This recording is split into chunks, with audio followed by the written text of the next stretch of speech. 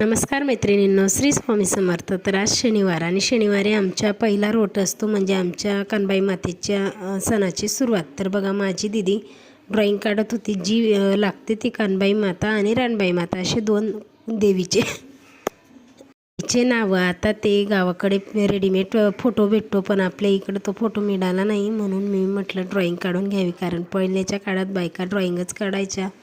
आणि त्यानंतर मग मी छोटे छोटे 5 भाकरी बनवायला घेतल्या. आता ह्या बाजरीच्या भाकरी आहेत बरं का, आणि दिवेसुद्धा बाजरीच्या पिठाचेच आहेत, आणि खायला पण बाजरीच्याच भाकरीचे बनवायचे होते. आणि हे जे छोटे छोटे मी नैवेद्याच्या भाकरी बनवत होती ना, त्यानंतर खाव्या पण लागतात.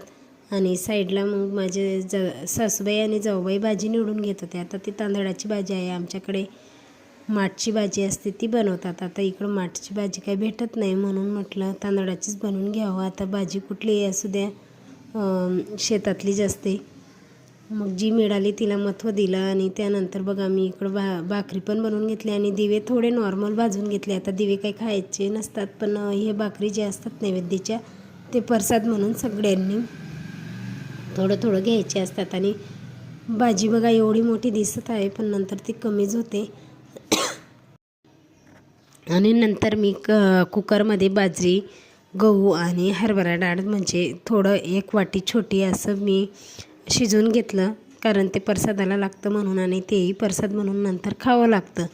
आणि ही भाजी बघा, आजच्या दिवशी ह्या भाजीला खूपच महत्त्व असतं, म्हणजे माठची भाजी. पण माठची भाजी आपल्याला मिळाली नाही, म्हणून मी हीच बनवलेली आहे.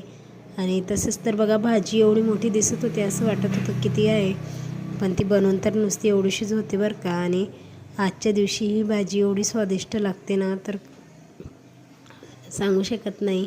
ज्याच्याकडे कानबाई मातेचा कार्यक्रम असतो त्याला माहितीच असणार आहे. आणि आमच्या खानदेश भागात तर असतोच, पण खानदेश भागात पण प्रत्येक गावी होतात असं काही नाही, प्रत्येकाचं वेगवेगळं असतं, तर त्या नियमाने राहतात. तर आमच्याकडे आजच्या दिवशी असंच असतं. आणि त्यानंतर मसाले भातसुद्धा बनवायचा होता. आता तो मसाले भात माझी जाऊ बनवणार होत्या, तर जाऊबाई बनवणार होती. मग म्हटलं मी भाजी आणि नैवेद्याचं करून घेते, कारण मला पुढची तयारीची सुरुवात करायची होती, कारण फोटो वगैरे सगळं काही असं व्यवस्थित करून घ्यावे लागतं. आणि आजची पूजा आपल्या घरात असते आणि नंतरची बाहेर जाऊन करावी लागते. आणि चला, पुढं काय झालं ते सगळं मी तुम्हाला पुढच्या मिनी ब्लॉगमध्ये सांगेल. तोपर्यंत आपल्या चॅनलला सबस्क्राईब करा. बाय.